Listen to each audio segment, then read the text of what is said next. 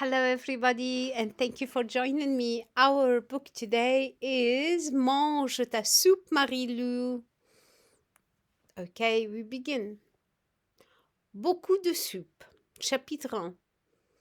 Depuis qu'elle est toute petite, Marlou Minestrone mange de la soupe soir après soir.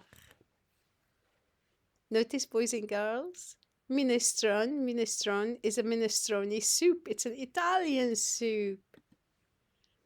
Le lundi, elle mange de la soupe au brocoli.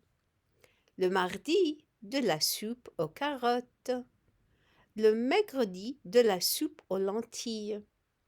Le jeudi, de la soupe aux tomates. Le vendredi, de la soupe aux choux. Le samedi, de la soupe aux épinards. Et le dimanche, de la soupe aux nouilles. Chaque soir, ses parents répètent: la soupe, ça fait grandir. Alors, Marlou mange sa soupe. Chapitre 2. Drôle de réveil. Un matin, Marlou se réveille tôt. Elle se sent bizarre. Elle regarde ses bras, ses jambes et se lève d'un bond. Son pyjama est devenu tout petit, tout serré. Elle a grandi durant la nuit, terriblement grandi. Elle ne voit même plus sa tête dans le miroir. Vite, Marlou court dans la chambre de ses parents. Papa, maman, regardez! Quand ils aperçoivent Marlou, ses parents sont terrifiés. Monsieur Minestrone se frotte les yeux comme s'il ne pouvait pas croire ce qu'il voyait. Madame Minestrone peut à peine parler. Qu'est-ce qui t'arrive, ma chérie? Toute la matinée, monsieur et madame Minestrone parlent d'une catastrophe catastrophique. Et toute la matinée, Marlou essaie de les rassurer. Ce n'est pas grave, j'ai grandi d'un coup, c'est tout. Chapitre 3. Chez le docteur. Madame Minestrone tient absolument à consulter un docteur. Tant pis pour l'école. Mais avant, il faut trouver de nouveaux vêtements pour Marlou. Alors, Madame Minestrone découpe les rideaux du salon, puis elle coud une robe et une cape à la taille de sa fille. Dans la salle d'attente du docteur Bouillon, Madame Minestrone se sent gênée quand Marlou vient s'asseoir sous ses genoux. Madame Minestrone est sûre qu'on les regarde en se posant mille et une questions. Le docteur Bouillon est un peu surpris de voir arriver une petite fille géante. Il l'examine et demande: Qu'est-ce que tu as mangé hier soir? Marlou répond: De la soupe, comme tous les soirs. Le docteur fronce les sourcils et interroge Madame Minestrone. De la soupe tous les soirs? Du lundi au dimanche? Tous les jours de l'année? Elle répond vivement: Pourquoi pas, docteur? La soupe, ça fait grandir. La mère de Marlou se fige, la bouche ouverte. La soupe, c'est donc ça?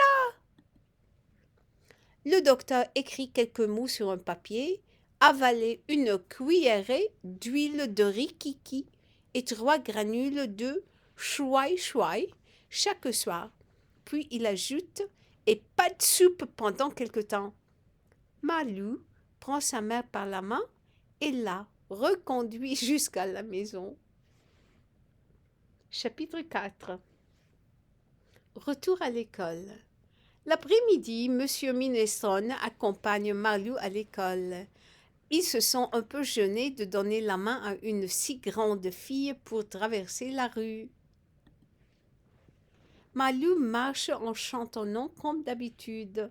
Elle annonce la nouvelle aux enfants qu'elle rencontre. C'est moi, Marlou, j'ai grandi d'un coup cette nuit. Les enfants sont épatés. sauf le grand Dédé qui est en sixième année et qui aime bien embêter les plus jeunes. Le grand Dédé est horrifié.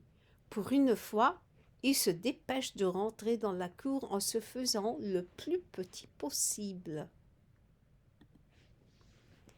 En voyant arriver Marilou, la maîtresse pousse un cri, la directrice de l'école aussi, mais très vite, elle retrouve leur calme. La maîtresse a quand même une voix bizarre quand elle demande à Marilou: Ma petite, ma grande, prendrais-tu la dernière place dans le rang, s'il te plaît? À la fin de l'après-midi, Madame Minestrone attend Marlou à la sortie des classes. Elle bavarde avec les autres mamans comme si tout était normal. Pour la première fois ce soir-là, il n'y a pas de soupe sur la table. À la place, Monsieur Minestrone a cuisiné un gratin de nouilles au thon avec une trempette de légumes. Et avant de se coucher, Marlou avale une grosse cuillerée d'huile de rikiki et les 3 granules de chouai-chouai. Chapitre 5. Encore de la soupe?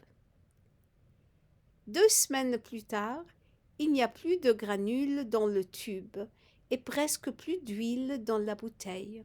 Marlou n'a pas rapétissé d'un seul centimètre. Marlou n'est pas triste. Au contraire, à l'école, elle est la reine de la récréation. Les petits de maternelle aiment lui donner la main et lui confier des secrets. Et tous les élèves veulent jouer avec Marlou parce qu'elle est très bonne pour rattraper le ballon quand il vole haut.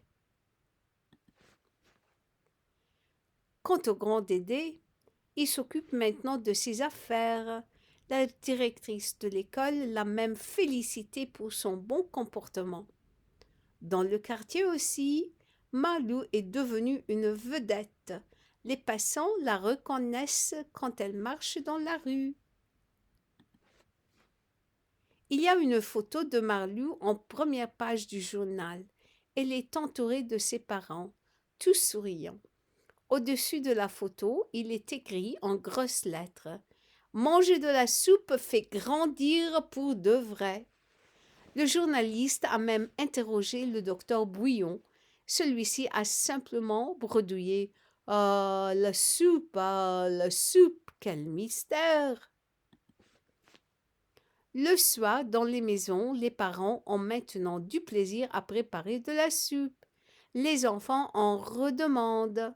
Et chez Malou, on a recommencé à manger de la soupe, mais seulement le mardi, le jeudi et le dimanche. Fin d'histoire.